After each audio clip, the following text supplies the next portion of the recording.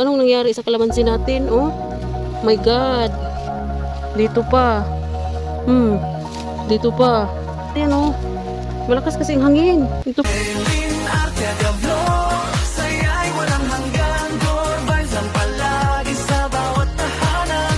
Kwento ng buhay na totoo at wagas, ngiping hatid niya'y di kumukupas. Isang nanay na madiskarte sa buhay, sa hirap pag ginhawa di sumusukong tunay. Tindera ng merienda, araw-araw kayod para sa pamilya pagod. Hello guys! Welcome sa YouTube channel. Ako na po ni si Madeline Archaga, ang inyong higala. So guys, for today's video Happy Friday everyone! So ayan guys, for today's video ay nandito tayo sa aming likod bahay. Ayan si Inday Daddy, kuskus. So guys, for today ay magtatanim tayo mga people. So bago ang lahat ay nagkuha muna ako ng mga lupa dito mga Jaino. So ilalagay natin dito sa may box. Ayan, lumang malita po ito mga people. Hindi na po ginagamit. Ayan o. Ayan nasa gilid. Ayan ang ating lagyan ng lupa. So dito lang ako kumuha sa may tabi. Kasi daanan to ng tubig guys. Kapag umulan, hindi na siya masyadong makadaan ang tubig dahil natabunan na ng lupa ang kanal. Kaya kinuhanan ko at nilagay ko doon sa may box sa lumang malita. At ngayon, mayroon tayong itatanim mga people. So bago ang lahat ay magkuha muna tayo ng mga lupa para may manatamnan naman tayo guys. So marami akong pwedeng mapagtaniman dito or malaki ang space ko guys. Pero dito ko tinanim kasi gusto kong maghirap.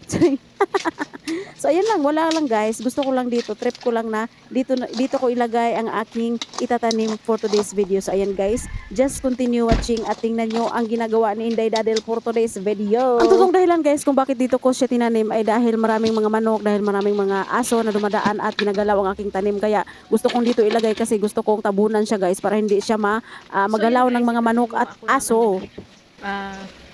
Dumi ng baboy para isahog natin doon sa ating lupa kasi ito yung tinatawag na manure o diba? Parang siya, vitamins or abono sa ating tanim. Mas maganda ito guys kasi manure siya na native manure. Basta ito na yun, yung dumi ng baboy o diba? Maganda tong pang abono.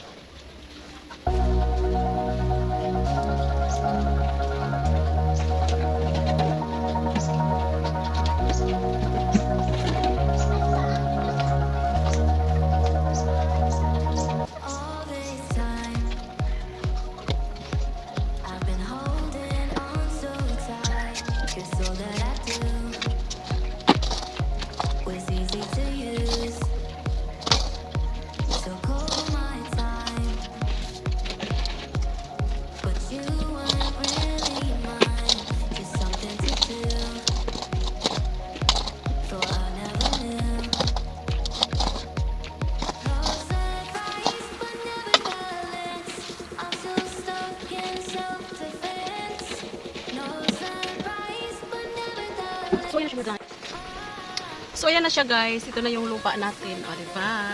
So sa mga tao dyan na walang space, ako kahit dito sa amin malaki naman ang space dito na lupa, no? Pero ginawa ko pa rin ito para para wala lang.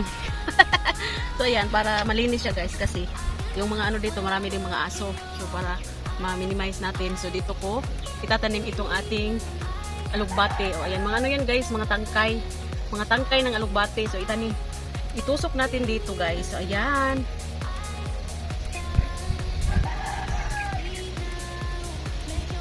Diba? Para meron tayong magulay. Parang kulang yung lupa, guys.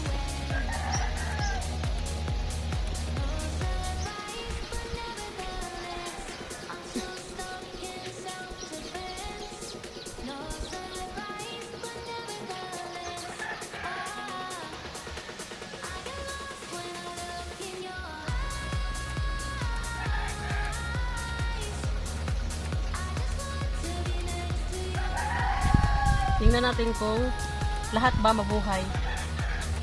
Marami to guys, pag nabuhay to lahat, ay ang dami nating alugbati. Maganda kasi ang alugbati mga jay. Tsaka yung alugbati, gamot din to. Lalo na sa may mga ulcer. Yes.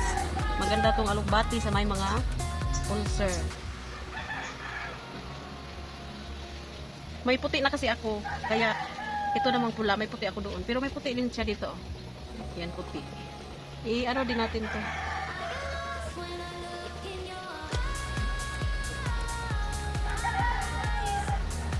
So, ayan. Ayan na siya. Meron pa dito.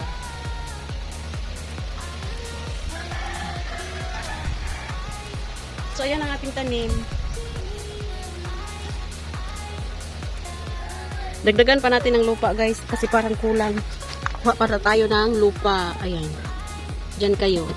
Kukuha pa tayo ng lupa. Kaya parang kulang siya. Ayan. Ayan. O, diba? Malakas ang hangin, guys. Ayan. Kuha pa tayo ng lupa. So, dagdagan natin ng lupa, guys. Kaya parang kulang man. Ayan. Dahan-dahanin lang natin. Kaya baka ano. Ayan.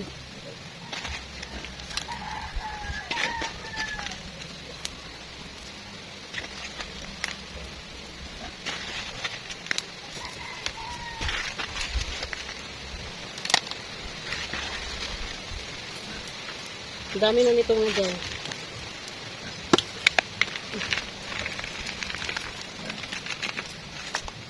I-freeze natin yung mga puno para ano siya, lalakas.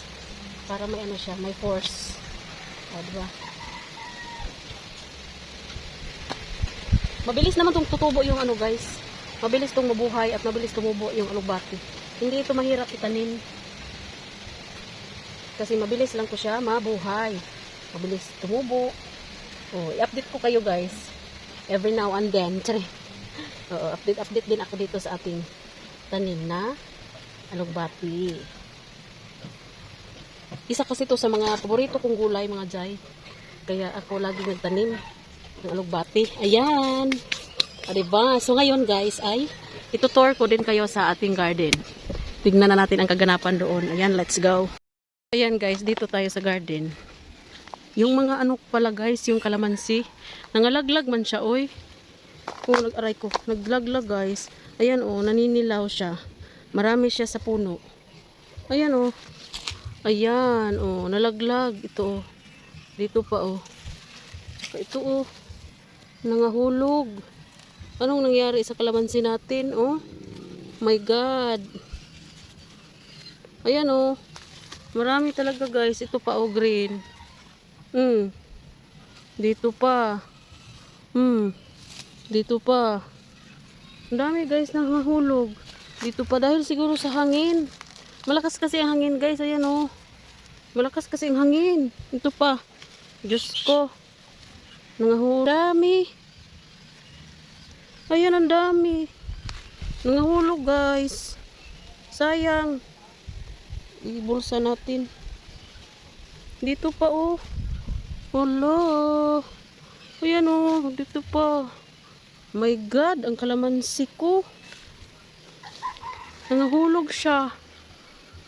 Ayan, oh, mga bunga, oh. Nangahulog man siya, oy. So, ayan, guys, ang talong natin. Bukadkad pa rin, oh. Oh, may bulaklak at meron ng charan! Ayan, guys, oh, diba? May bunga na. Tsaka dito. Oh, ayan. Oh, meron na siyang bunga. Yes. At ang ating, tsaka tingnan nyo yung ano, guys. Sitaw natin, ganyan na siya, oh. Matanda na. Ayan na yung sitaw, guys, oh. Nag-brown na siya. Wala na. Wala na yung sitaw, guys. Ayan, oh, wala na yung sitaw, 'di ba? Wala na siya. Nag-goodbye Philippines na. Tsaka yung okra natin, hinayaan ko na siya, guys, kayo. Ito pwede pa to. Ay, gurang na. Tsaka ito, pwede natin siyang, yan, oh, itanim ulit. Kuhanin natin para itanim. Ito, guys, yung buto nito. Ito yung itanim natin. Tsaka dito pa, oh. Ayan, oh, dito, oh. Meron siya. Tsaka meron na din siya, malapit nang mag-brown. Kulang pa konti. Ayan, di pa natin kuhanin kay medyo kulang pa. So, ayan. At meron tayong mga tumubong mga gabi. Ayan, oh. Tsaka, buhay na din ang tinanim kong lemongrass. Ayun oh. Ayun guys. Buhay na yung lemongrass natin. Ito pa isa. Kuha na natin ang damo. Oh. Guys. Buhay na ang ating lemongrass. Ayan guys. Masarap kasi ang lemongrass sa sabaw. Ayan. Oh, diba? Yan na siya. Kapag muna kita kay linisan ko ng maayos yung lemongrass natin. Wait lang. Dyan lang kayo ha. Huwag kayong malikot. Okay. Kuhanan ko ng damo yung lemongrass.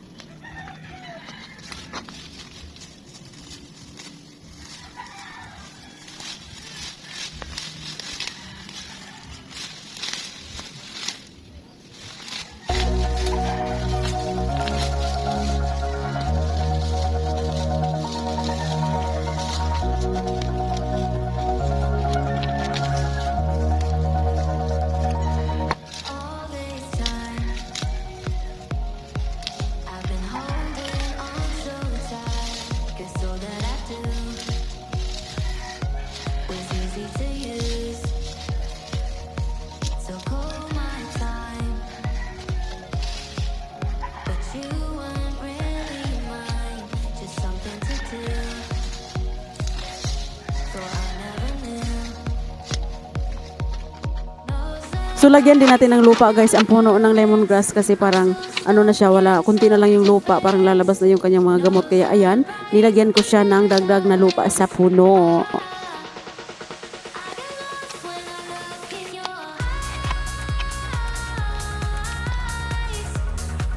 I just want to be next to your heart. So ayan guys, mga talbos na kasi yung iba.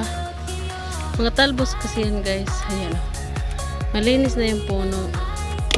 At saka yung ano natin guys, guyaban o. Namatay to siya guys. Tas nabuhay ulit. Ayan o, mataba na siya.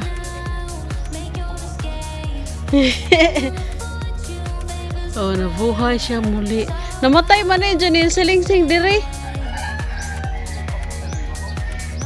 Nanuod siguro kay gihigtan. Namunga na ba dyan eh? Dyan namatay. Di, barbanas. That's all for today's video and thank you for watching. Don't forget to like, subscribe, and click the bell button para ma-notify kayo sa mga susunod ko pang video. Bye-bye guys and God bless everyone. Bye mga guys. See you on my next video.